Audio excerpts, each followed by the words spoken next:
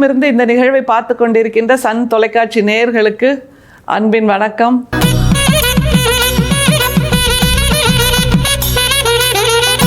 வள்ளல் பெருமானுடைய பாடல்களிலிருந்து நாம் பார்க்கடலை கடைந்து கொண்டிருக்கிறோம்னு நிச்சயமாக சொல்லலாம். நம்முடைய வாழ்க்கையில் ஒவ்வொரு நாளும் கடக்க அந்த பார்க்கடல் நமக்கு அமுதமாக வருகிறது, அமுதமாக தெளிவை தருகிறது, அமுதமாக உற்சாகத்தை தருகிறது, வெளிச்சத்தை தருகிறது அப்படிங்கிறது நமக்கு நல்லா தெரியும். இன்றைக்கி நம்ம பார்க்க போகிற பாடலில் புத்தமுது அப்படிங்கிற ஒரு வார்த்தையை பயன்படுத்துகிறார் நம்முடைய வள்ளல் பெருமான். தேன், அதைத்தான் நம்ம எப்போவுமே புத்தமுதுன்னு நம்ம சொல்வோம். அந்த தேனோட சிறப்பு என்ன அப்படிங்கிறத என்னைக்காவது யோசித்து பார்த்துருக்கோமா?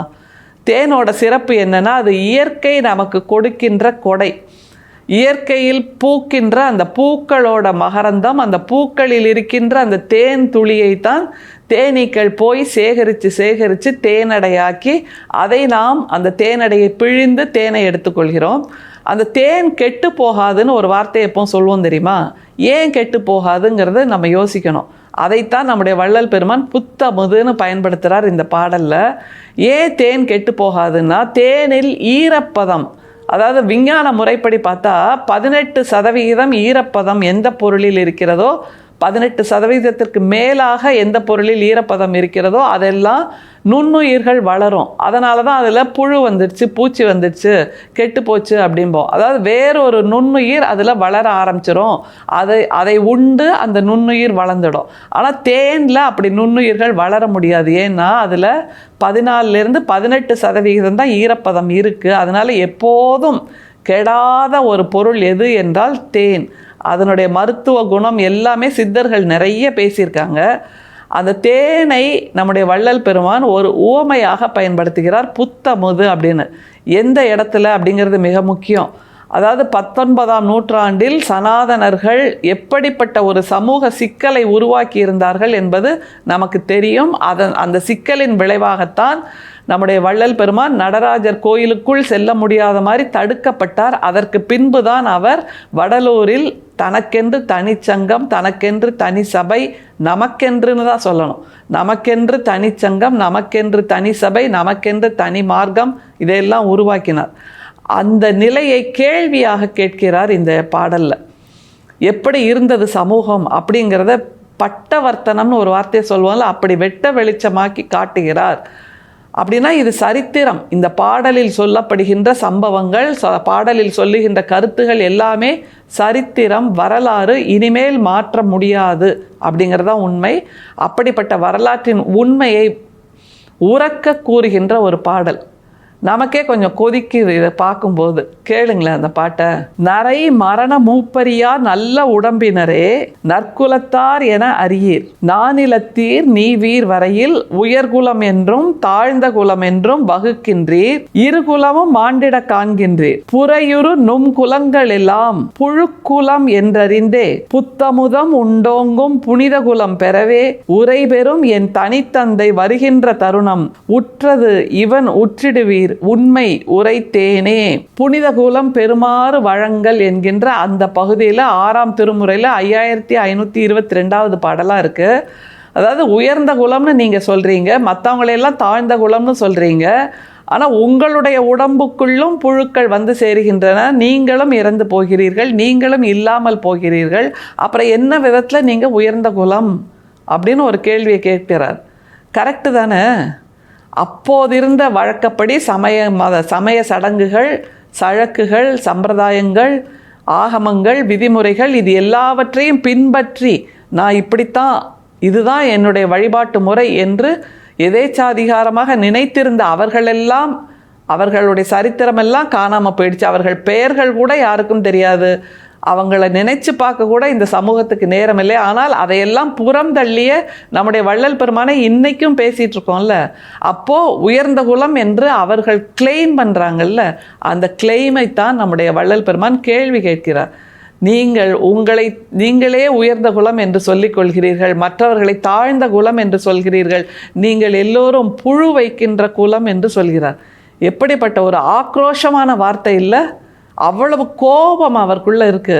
இப்படி நீங்கள் சமூகத்தை துண்டாடுகிறீர்களே, பிரித்து பார்க்கிறீர்களே, மனிதர்களுக்குள் ஏது பிரிவு, மனிதர்களுக்குள் ஏது உயர்வு தாழ்வு, அந்த ரௌத்திரம் தான் வள்ளல் பெருமானோட இந்த குரலாக கேட்குது. அதனால் உங்களுடையது புழுத்த குலம், நான் சொல்லுகின்ற இந்த பாதை தான் புத்தமுது என்று சொல்கிறார். திரும்ப பாருங்க, நரை மரண மூப்பரியா நல்ல உடம்பினரே நற்குலத்தார் என அறியேர். இதுதான் நரை மரண மூப்பரியா உடம்பினரே நற்குலத்தார் அப்படிங்கிறது உங்களுக்கு தெரியல. அப்போ இந்த நற்குலத்தாராக நரை மரணம் இல்லாதவராக நம்முடைய வள்ளல் பெருமான் வாய்த்திருக்கிறார்.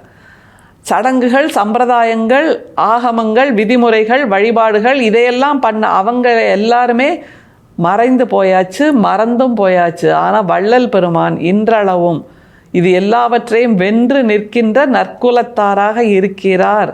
ஏன்னா அவரிடம் சமதர்ம பாதை இருந்தது, சமதர்ம பார்வை இருந்தது, சமதர்ம நோக்கு இருந்தது. நான் உயர்ந்தவன் நீ தாழ்ந்தவன்கிற அந்த பார்வை இல்லை. அதைத்தான் நம்முடைய வள்ளல் பெருமான் இந்த பாடலில் ஆணித்தரமாக சொல்கிறார். சரி, இதுதான் மரணமில்லா பெருவாழ்வுன்னு நீங்கள் புரிஞ்சுக்க மாட்டேங்கிறீங்க. ஆனால் நீங்கள் எப்படி இருக்கீங்க அதை வெளிப்படையாக சொல்கிறார் பாருங்க. நானிலத்தீர் நீவீர் வரையில் உயர்குலம் என்றும் தாழ்ந்த குலம் என்றும் வகுக்கின்றீர். மனுஷங்களே, நீங்கள் உயர்ந்த குலம்னு சொல்கிறீங்க, தாழ்ந்த குலம்னு சொல்கிறீங்க. உங்களுக்குள்ள தவிர சமூகத்திலையும் பிரிவினையை உருவாக்குறீங்க. அடுத்த ஒரு கேள்வி கேட்கிறார் பாருங்க. இருகுலமும் மாண்டிட காண்கின்றீர். நீங்கள் உயர்ந்த குலம்னு சொல்கிறீங்க, அப்போ உங்களுக்கு மரணமே இல்லாத வாழ்க்கை அமைஞ்சிருக்கா? இல்லை உங்களுக்கு தினம் தினம் வீட்டில் பொன்னாக கொட்டுகிறதா? அல்லது உங்களுக்கு வீட்டில் சுகங்கள் வேறு மாதிரி இருக்கிறதா? வாழ்க்கை அனுபவங்கள் வேறு மாதிரி இருக்கிறதா? எல்லாருக்கும் பிறப்பும் இருப்பும் இறப்பும் ஒன்று தானே, வாழ்கின்ற முறை ஒன்று தானே, எல்லோருமே வாய் வழியாகத்தானே சாப்பிடுகிறோம்.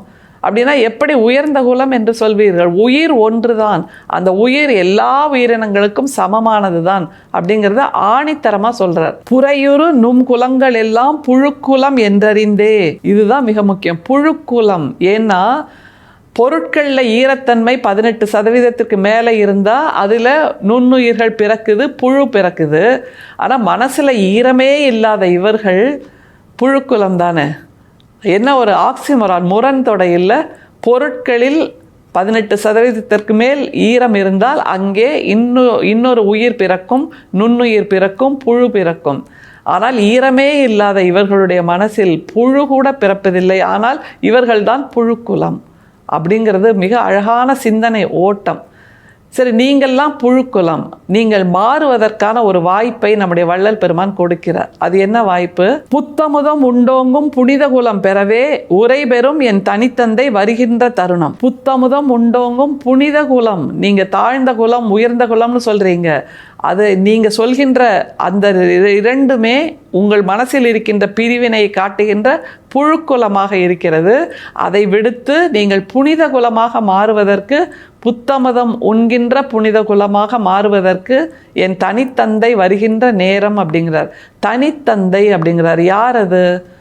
ஃபாதர்ங்கிற அந்த அர்த்தம் இல்லை, தந்தை என்கின்ற அந்த கருணை, தந்தைமை குணமாக இருக்கக்கூடிய கருணை, பேரன்பு, அந்த தனிப்பெரும் கருணை. தந்தை என்று சொல்லும்போது ஒன்றே ஒன்று தானே இருக்க முடியும். அப்படியான சிங்கிள் என்கின்ற அர்த்தத்தில் தந்தை என்று சொல்கிறார் நம்முடைய வள்ளல் பெருமான். அப்படியான புனித குலமாக நீங்கள் மாறுவதற்கு புத்தமுது உண்ட புனித குலமாக. அப்படின்னா என்ன அர்த்தம்? அந்த அமுதத்தை உண்ட, தேனை உண்ட, என்றைக்கும் சாகாவரம் பெற்ற, என்றைக்கும் ஒரே மாதிரி நீடித்து நிலைக்கக்கூடிய, என்றைக்கும் மாறாமல் இருக்கக்கூடிய, என்றைக்கும் புழுவால் தாக்கப்படாமல் இருக்கக்கூடிய ஒரு புனித குலத்தை நீங்கள் அடைய வேண்டுமென்றால் என்னுடைய தனித்தந்தை வருகிறார், அவரோடு இணைந்திருங்கள் என்று சொல்லி எப்படி நிறை செய்கிறார் பாருங்க. உற்றது இவன் உற்றிடுவீர் உண்மை உரைத்தேனே. உற்றது இவன் உற்றிடுவீர், இந்த பக்கம் வந்துருங்க, இதுதான் உண்மை என்று உரைக்கின்றார். உண்மையை உறக்கச் சொல்லும்போது நாம் கேட்டாக வேண்டிய நிலையில் இருக்கிறோம். காரணம், இந்த சமூகம் பொய்மைகளால் நிறைந்திருக்கிறது, பொய்மை சப்தங்களால் நிறைந்திருக்கிறது, பொய்மை ஒலிகளால் நிறைந்திருக்கிறது. எனவே உண்மை மென்மையாகத்தான் பேசுகிறது. ஆனால் காது கொடுக்க வேண்டியது நம்முடைய கடமை. அப்படி கொடுத்தால் நாமும் புத்தமது உண்ட ஒரு புனித குலமாக மாறுவோம் என்பது நிச்சயம். அருட்பெரும் சோதி, அருட்பெரும் சோதி, தனிப்பெரும் கருணை, அருட்பெரும் சோதி. மீண்டும் சந்திப்போம். நன்றி, வணக்கம்.